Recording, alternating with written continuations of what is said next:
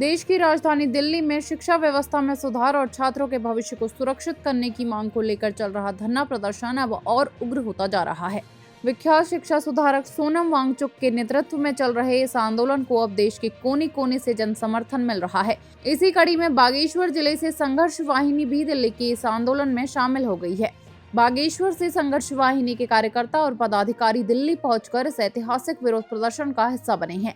इस बड़े प्रदर्शन का मुख्य उद्देश्य देश की जर्जर और असमान शिक्षा प्रणाली में व्यापक सुधार लाना है। दिल्ली पहुंचे संघर्ष वाहिनी के जिला अध्यक्ष कवि जोशी और जिला प्रवक्ता अंकुर उपाध्याय ने अन्य साथियों के साथ मिलकर आंदोलनकारियों के सुर में सुर मिलाया। बागेश्वर से पहुंचे इन युवा नेताओं ने साफ शब्दों में कहा कि आज देश का छात्र ठगा हुआ महसूस कर रहा है और अब पानी सिर से ऊपर जा चुका है।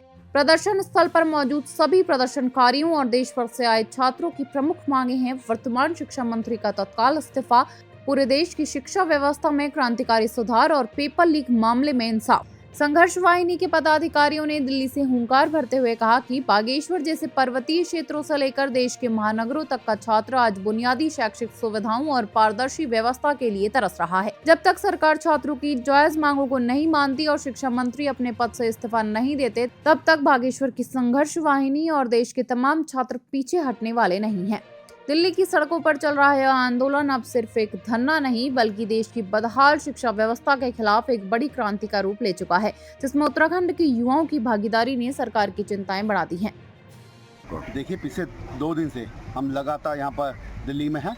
हमारा जो 20 तारीख का संसद भवन घेराव का जो प्रोग्राम था उसका आज पूर्ण रूप से सफल हुआ है। लगभग 12 से 15 लाख युवा और बेरोजगार युवा जो लगातार पेपर लीक और अन्य मामलों से सरकार से परेशान थे, आज उन लोगों ने संसद घेराव का यहाँ पर प्रदर्शन किया और ये पूर्ण रूप से सफल हुआ है। मगर उसके साथ साथ जो सरकार की नीति थी, छात्रों को दमन करने के लिए आंसू गैस के गोले फेंके गए, लाठीचार्ज की गई, वो कहीं ना कहीं उत्तराखंड और जो पूरे देश की जनता के साथ जो एक छलावा है और तानाशाह सरकार का रवैया है वो सामने जनता के सामने आया है।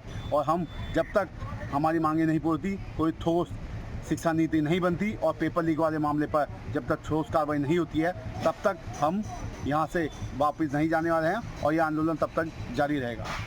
नमस्कार दोस्तों, मैं हूँ अंकुर उपाध्याय और आज जिस प्रकार से आपने देखा कि पूरे भारतवर्ष के छात्रों ने दिल्ली संसद का घेराव करने का काम किया और सिर्फ उनकी एक मांग थी कि जो लचर शिक्षा प्रणाली हमारे भारतवर्ष की हो गई है उसका कहीं ना कहीं निवारीकरण आप करने का काम करें।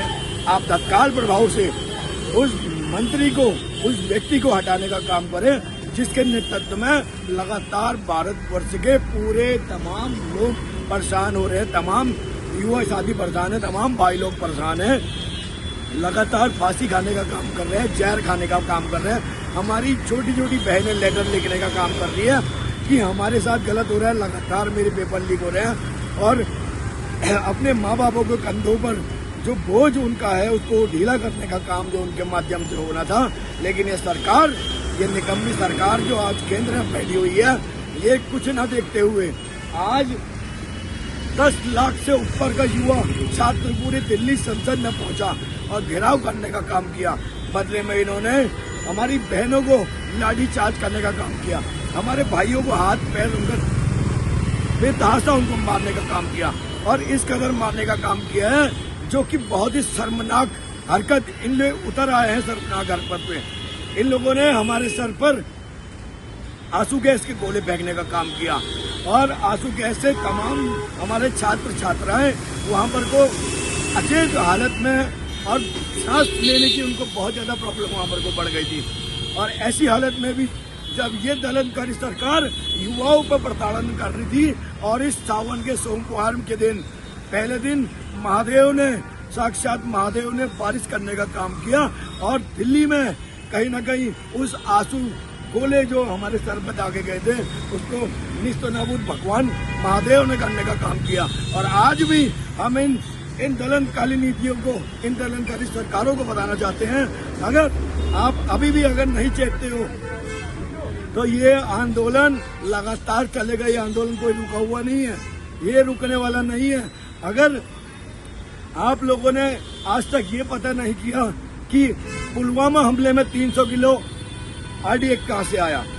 आपने ये पता नहीं किया कि आज तक हमारे जो फौजी पुलवामा में शहीद हुए वो किस तरीके से शहीद हुए।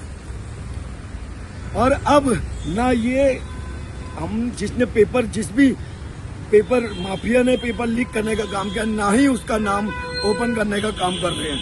लेकिन ये किसान आंदोलन में फंडिंग कहाँ से हो रही है ये जरूर जानेंगे।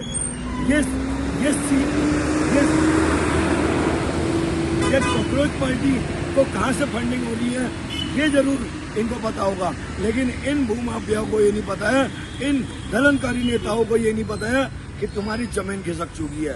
और अब युवा सड़कों पर है, लगातार सड़कों पर है। 10 लाख से ऊपर युवा अभी लगातार जंतर मंतर दोबारा पहुंच रहा है और दोबारा इनके दलनकारी नीतियों के खिलाफ लड़ने का काम करेगा। जय हिंद, जय भारत।